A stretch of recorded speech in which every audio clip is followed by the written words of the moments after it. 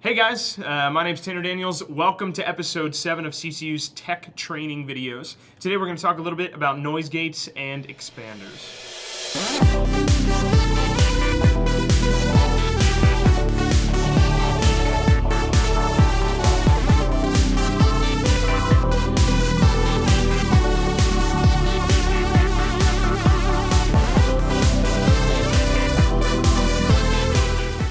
All right, so let's talk noise gates and expanders. What's a noise gate? What's an expander? Let's start with noise gates. So, in its most basic format, a noise gate is a tool used by audio engineers to shrink the dynamic range of an input, similar to a compressor, except unlike a compressor, a noise gate actually attacks from the bottom side of a signal as compared to the top. So a compressor knees off the top of a signal that would come in. A noise gate cuts off the bottom of it.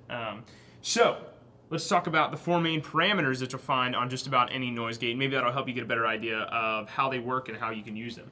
So the four main parameters that you will find on any noise gate are, first, threshold, range, attack, and release. I'm sure you're noticing that a few of these parameters look similar to what you'll find on a compressor, and that's because they are the same parameters. They just work on a different tool in a slightly different way. So threshold, very similar to a compressor, is where you set the threshold based on like where you want that tool to begin working. So on a noise gate, you set the threshold where you want the gate to open and close at. For an example, let me draw a little graph here. So on the bottom we have time, and on the top, and on the y-axis we have amplitude. So let's model a bass drum signal. Obviously it's not going to overlap like that, but we have say at the top, near the top of the peak is -5. A little below that we have -15. A little below that we have -30. Let's say we set our threshold at like -5.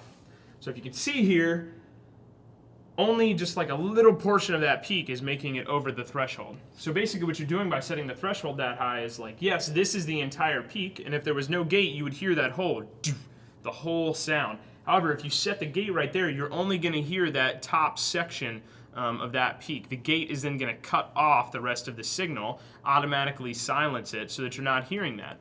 And that's good because you could have noise intermingled in between here. Maybe your snare drum's hitting a little less in between here like so, and you don't want to hear that. You just want to hear the bass drum coming through the bass drum channel. The noise gate is going to help you to filter out any of those sounds that you don't want to have anything to do with. So threshold, to define that, where the noise gate begins working. Pretty simple. All right, let's talk about range. So we talked a little bit about range, I think, on a different episode. I can't remember what exactly we were talking about. But just like in mathematics, range is your maximum minus your minimum. But in this, we're kind of talking about how much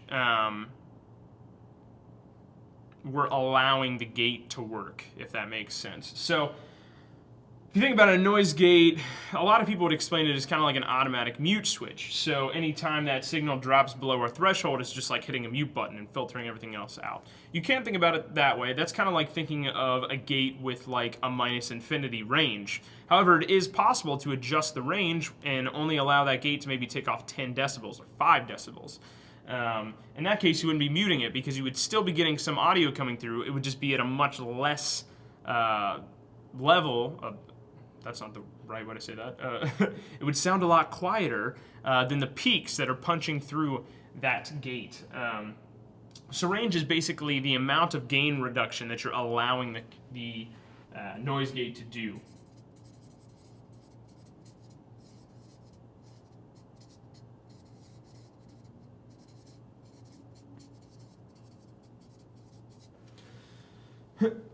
And that's super important. So for an example, say you want to put a noise gate on a tom because you're getting some cymbal bleed, and you don't want to totally take that that tom out of the mix in case your drummer was to play something light on it that might not bust through the gate.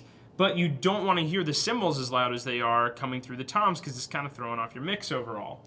So what you could do is set a noise gate on there that has like maybe a -10 or a -15 range. So anytime that tom is not being hit, purposefully, you're still going to hear it in the mix, but it's going to be it's going to be further back in the mix, -15 lower than it would be if you were punching over the top of that threshold. So it's a very, very useful tool for kind of shaping the way things sound overall. And then attack and release, and you guys know what these dudes look like. You see them on compressors. They work similarly, and it's basically you're shaping kind of the way that the gain reduction is flowing back and forth. So attack is basically, if you think about it, if nothing is going on, let's say, let's do a graph again. I like these. They help me to visualize. So on our y-axis is gain reduction, on our x-axis is time, and let's say the lower we are on the x-axis here, that's the more gain reduction that's happening. So that's the more we're taking away. If you think about it, if a gate is just sitting and there's no input signal coming in, it's literally just going to be dragging along the bottom here. It's going to be gain reducing that whole time. As soon as we have a peak jump up through here, basically we're going to have this gate is going to let go. So depending on how you set your attack time is how fast that gate is going to let go of its clamp. It's clamping down. And that can shape the timbre of your instrument. So if you have a bass drum or a snare drum or a tom, and you have a very slow attack time, some of that initial peak might not make it through because it's going to take a second for that gate to open because it's going to be very lethargic. However, if it's very quick, then it'll be able to keep up with that peak that's coming in very fast. And similarly to a compressor, you can kind of shape what's called the transients of an instrument using a noise gate and get some pretty interesting effects. What you're usually going for is a very natural sounding. You kind of match the natural, ebb and flow of an input. So it's good to solo those things out or let that person solo that when you're sound checking so that you can kind of make sure that that gate is adjusted if you decide to use one. Release time is basically after the peak has then decreased and gone back below your threshold, how long it takes for your maximum gain reduction to reoccur. So attack, how fast the gate lets go, and then release, how long it takes to return to maximum gain reduction. And release is super, super important because it's very easy to make things sound very awkward and unnatural by making it like a very fast release time. So like say you have a tom and maybe you have a tom with like a single ply clear head on it, and so when you hit it, it has this very nice ring to it, like doom, as it kind of trails off. If you have a very fast release time, it's gonna chop that off super quick and it's gonna sound weird. So you're gonna have doom, and as soon as it's like, as long as it's above the threshold, you'll be fine. But as soon as it drops below that threshold, if you have a fast release time, it's gonna cut it off. So you're gonna hear doom, and it's gonna cut it off instead of like this nice doom, kind of like trails. So on stuff like that, you're gonna want a longer release time that kind of eases back into the gain reduction. So if you're trying to think of what that might sound like, say it's kind of like if someone were to hit a tom and then hit the mute button right away on it. It's just going to cut it off.